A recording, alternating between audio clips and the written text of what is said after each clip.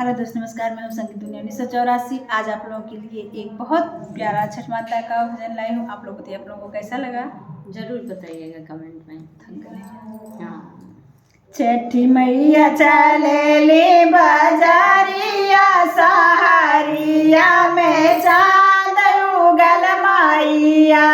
छठी मैया चलेली बाजारिया सहारिया में चांद उगल माइया। चांद उगल माइया हो चांद उगल माइया। चांद उगल माइया हो चांद उगल माइया। छठी मैया चलेली बाजारिया सहारिया में चांद उगल माइया। छठी मैया चलेली बाजारिया सहारिया में चांद उगल माइया। माला अटारी माई के मनाही ना भावेला। माला अटारी माई के मनाही ना भावेला। मनही न भावे हो मनही न भावेला।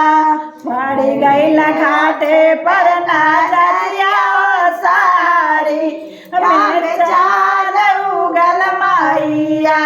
पड़ी गईला घाटे पर नजरिया हो सहारिया में चांद उगल माइया। चांद उगल माइया हो चांद उगल माइया। चांद उगल माइया हो चांद उगल माइया। छठी मैया चलेली बाजारिया सहारिया में चांद उगल माइया। पेड़ा मिठाई माई के मनाही ना भावेला। पेड़ा मिठाई माई के मनाही ना भावेला। मनही न भावे हो मनही न भावे। पड़ी गईला उखिया पर नजरिया हो सहारिया में चांद उगल माइया। पड़ी गईला उखिया पर नजरिया हो सहारिया में चांद उगल माइया। चांद उगल माइया हो चांद उगल माइया। चांद उगल माइया हो चांद उगल माइया। छठी मैया चलेली बाजारिया सहारिया में चांद उगल माइया। छठी मैया चलेली बाजारिया सहारिया में चांद उगल माइया। लहंगा बसटवा माई के मनाही ना भावेला। लहंगा बसटवा माई के मनाही ना भावेला।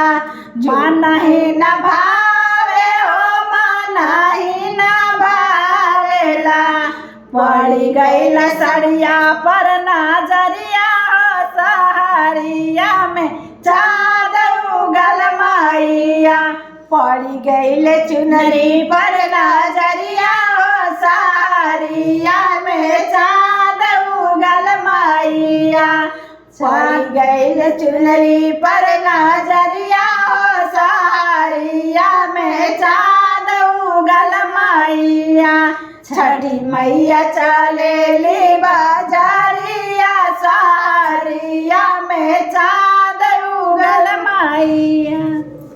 हो गई। जय माता दी। जय माता दी।